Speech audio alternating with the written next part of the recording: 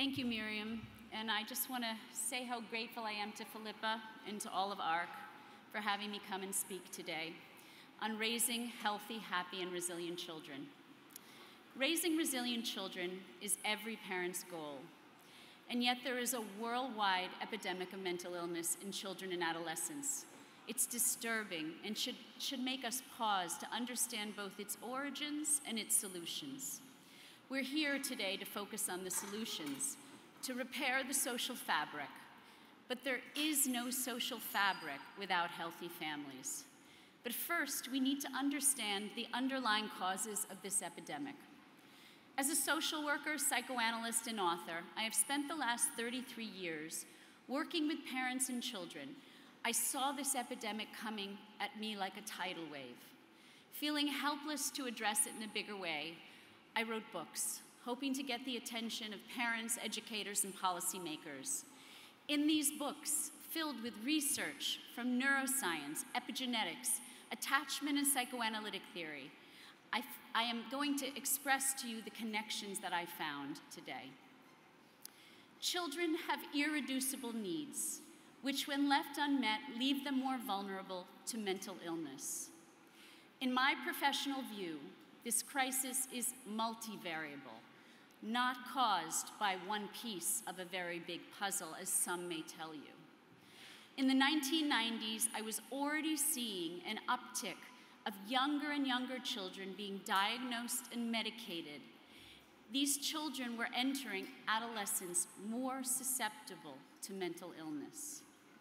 This crisis has been caused by a combination of factors, and there are many, which I discuss in my ARC paper, but I will reduce it to 5 of some of the most important factors today. 1, children are born neurologically fragile, not resilient. Based on their vulnerability, they need attachment security as a foundation for future mental health. 0 to 3 is a critical period of brain development where mothers serve a unique biological function. And yes, I did say mothers.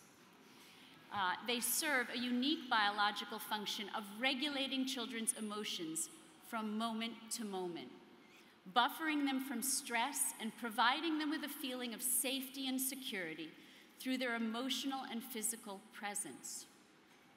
It is only after that 3-year period that children can begin to internalize this feeling of security, which helps them to cope with adversity in the future. We have a rash, an epidemic of disorders of emotional regulation. That is what we are seeing. 60% of mothers in the US and 66% in the UK would stay home in those early days if they had the choice and resources. Remember, children need attachment security for mental health. 2, children need their parents' presence physically and emotionally as much as possible throughout childhood. Adolescence, which is 9 to 25 years of age, is another critical period of brain development where children are again vulnerable and still need their parents to help them to process experiences and feelings. So more is more. The more we can be there physically and emotionally in these 2 critical periods of brain development, 0 to 3 in adolescence, the greater the chance your children will become mentally healthy and resilient to stress. I can't state enough how much children need their parents' presence. 3, children need mentally healthy parents who are self-aware, sensitive and empathic, can regulate their own emotions, are resilient to stress, and who do not see children as the problem. Parents need to look deeply at themselves, their own past losses and traumas, and take responsibility for their children's mental health issues. The mental health of parents is critical to the mental health of children.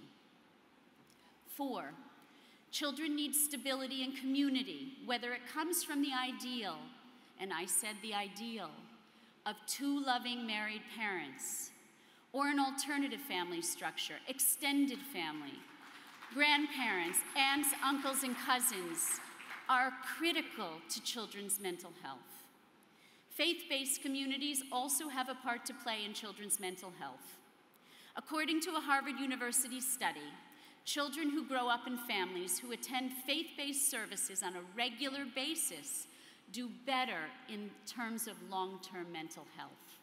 Without community, children feel untethered. And 5, children need a childhood where technology use is regulated. Although my colleague Jonathan Haidt would tell you that social media is the piece, I will say right now, it is a piece of a very big puzzle, an important piece, but it is not the only piece. Technology, and particularly the smartphone and social media, have a negative impact on children's mental health. The smartphone, video games, and social media all have the same impact on the developing brain. They stimulate the pleasure centers of the brain at a time and in such a way that can easily lead to addiction. They create more virtual connections than real ones, which isolates children from their peers and promotes a mindset of perfectionism and comparison, which is toxic. It is critical to regulate the use of technology if we want children to be healthy. So what is needed to turn this epidemic around and create that bright future with resilient children? There are solutions, and there is a role for parents, healthcare providers, governments, educators, lawmakers, employers, nonprofit organizations, and media to play. This is my challenge to all the players here today, to step up. And this is where you take out your pads and your pens, because this is going to get into the nitty-gritty and it's going to get really practical in terms of solutions. How can parents step up? In Hebrew, we say Yisrei Ahava, which means the sacred obligation of love. Parents are the most important part of this equation. They play the most influential role in children's lives and bear primary responsibility for their upbringing. Parents need to seek help for themselves from therapists, parent guidance experts, and faith-based leaders. They need to educate themselves before they have children to assess their readiness to become parents. Parents need to make better choices and make the sacrifices. I'm going to repeat that word, sacrifices, something we don't like to do today, necessary to raise their own children when they can. And when they need to use childcare, reorient their childcare options to prioritize their own time with children. Secondarily, to rely upon extended family support. And lastly, with alternative attachment figures such as loving nannies, which they can share with other families if money is an issue. Institutional care is not and never will be a good option for children under the age of 3. There are so many studies which link institutional care from 0 to 3 with increased cortisol, stress hormone levels, behavioral issues, anxiety, and increased aggression. There is no point in beating around the bush. You have to get your own house in order before you bring children on the scene. And there is no substitute for healthy parents spending time with their children. Mental health is generationally transmitted from parents to children. How can communities step up? Community centers, faith-based communities can provide affordable and accessible mental health services and coaching for parents. These services could help parents to understand the underlying causes of behavioral symptoms in children, rather than focusing on the symptoms, labeling and medicating away children's distress, which is what we're doing today. It only causes more illness and more distress. It is only through understanding the underlying causes of mental illness that sustainable change will happen. How can educators step up? Schools can exercise their influence to become more responsive to the emotional needs of children, focusing on social emotional right brain development rather than cognitive learning in the very early years. Play-based experiential learning from 3 to 6 years of age helps children to regulate their emotions and learn frustration tolerance so they can cope with the challenges of cognitive learning later on. Schools can also reduce the pressure on children academically. Our children are under the worst academic pressure that we have ever seen in history. Redefine success as love of learning, robust self-esteem, and leaning into children's strengths rather than on grades and tests alone. Schools can create safe spaces for children who are facing adversities through peer and professional-led groups and by assigning them a trusted adult at school who they can confide in. Schools can advocate for later school start times. I'm gonna take a drink. They can advocate for later school start times to accommodate to something that most of you have probably never heard of, something called sleep-wake phase delay.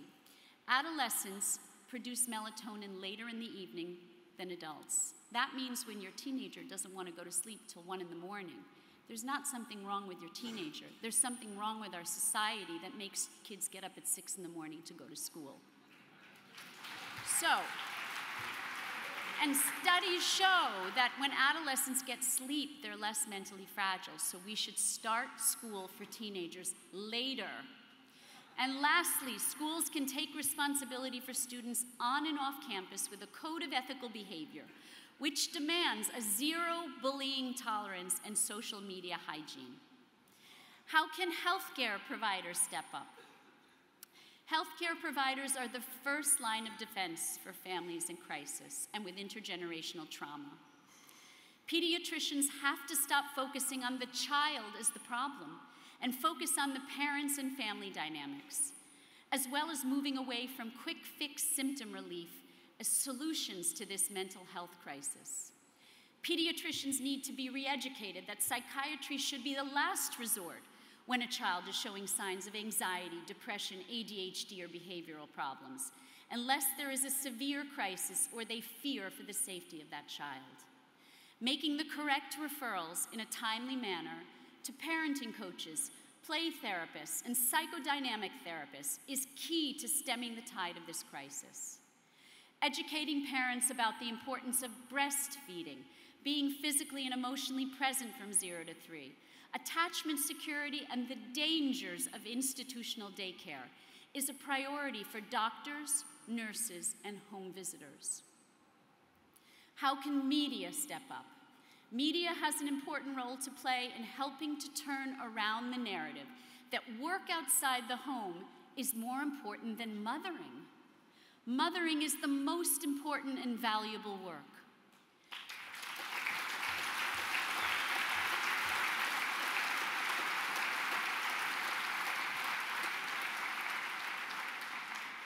Conventional media, newspapers, TV, and radio, as well as podcasters and influencers who reach a younger demographic, are critical to changing this societal narrative.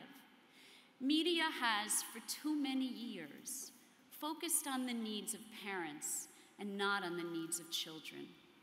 And too often the lens is focused on the economic perspective rather than the mental health perspective, highlighting women in the workforce rather than the importance of women at home.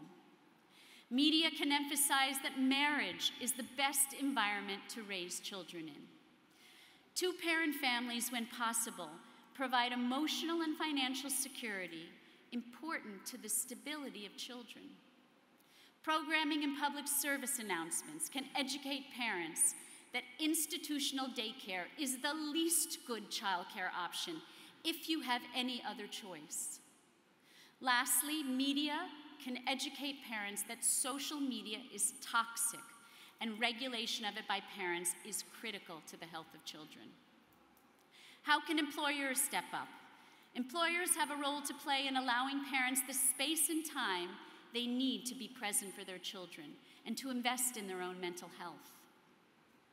Giving employees who are primary attachment figures paid parental leave of 1 year, adapting work schedules and norms to embrace part-time work for the next 2 years, providing options of flexible hours and hybrid working arrangements is critical, as is creating a corporate culture where employees take their paid leave rather than fear it will sideline their careers long term. Lastly, encouraging career pauses to parents raising children with the option of returning to work at a later time, as well as providing re-entry points for women who choose to take longer breaks after having children. How can nonprofit organizations step up?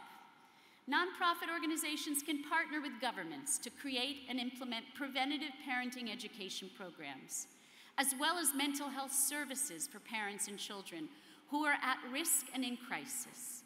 Early intervention, which brings programs into homes, schools, community centers, and businesses, are the kind of social entrepreneurship we need in these times of crisis. Nonprofit organizations can train women to work in fields which offer part-time opportunities, where they can work on their own terms. Mothers need flexibility and control. They need to be able to work cooperatively with other women who are raising young children.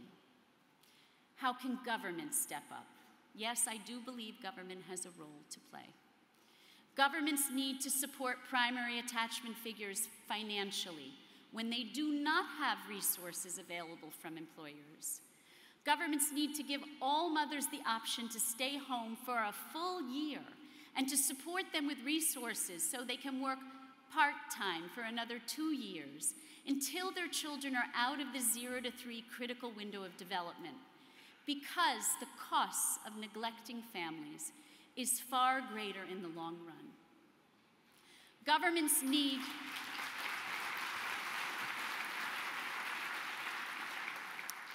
need to give flexible spending money to families to use in any way that is best for their family, rather than providing state-funded institutional care. These stipends could be used by mothers to stay at home, pay a family member, or to pay a nanny. Families should be supported through tax benefits and incentives to raise children in two-parent married families to prioritize family stability.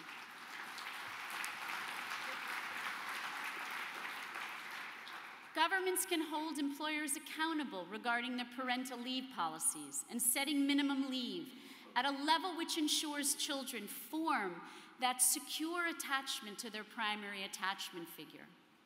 Governments can protect children from exposure to substances and sexual content that jeopardizes their mental well-being.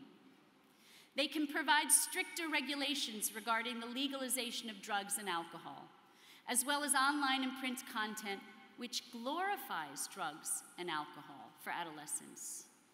Legal psychopharmacological drugs are overprescribed, and governments can play a role in limiting and regulating that abuse. Last but not least, governments can make mental health services affordable and accessible to all who don't have the resources. They can provide a tax credit system to incentivize parents to invest in private mental health care for their families through therapy, parent coaching, and group support. To conclude, it is only by looking directly at and acknowledging a problem that we have any chance of addressing it or changing the outcome. When we avoid the pain in the present, we cause much more pain to our children in the future and to society. We can reverse this narrative that our children are doomed to generations of mental illness and emotional fragility. But this will require that we all work together and take responsibility for each of our parts in creating a brighter future for our children. What we cannot do is to look away or wait for things to get better on their own, because they will not. The goal of raising healthy, resilient children is bipartisan, apolitical, and indivisible, and one that is achievable and attainable. If you feel like turning away because you're overwhelmed by my paper and my talk today, don't. Please don't turn away. For the good of our children and the good of society, turn toward these solutions. If there is one thing you remember from my paper, it is a quote from Terry Real. Every person is a bridge spanning two legacies, the one they inherit and the one they pass on. Family pathology rolls from generation to generation, like a fire in the woods taking down everything in its path, until one person in one generation has the courage to turn and face the flames. That person brings peace to their ancestors and spares all the children that follow. Thank you.